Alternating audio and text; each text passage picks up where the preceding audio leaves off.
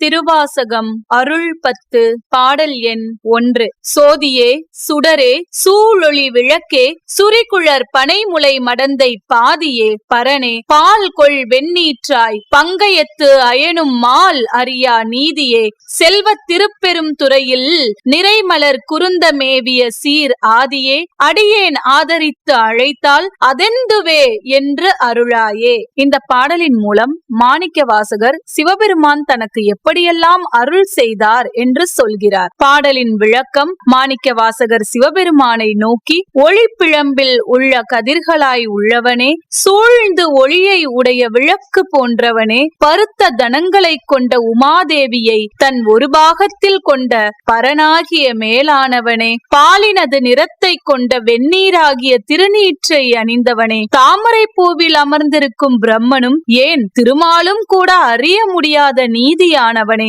செல்வம் மிக்க திருப்பெரும் துறையில் நிறைந்த மலர்கள் உடைய குருந்த மர நிழலில் அமர்ந்த ஆதியானவனே, அடியேனாகிய நான் உன்னை விரும்பி அழைத்தால் அது என்ன என்று சொல்லி அருள் செய்தவனே, என் இறைவனே சிவபெருமானே என்கிறார்.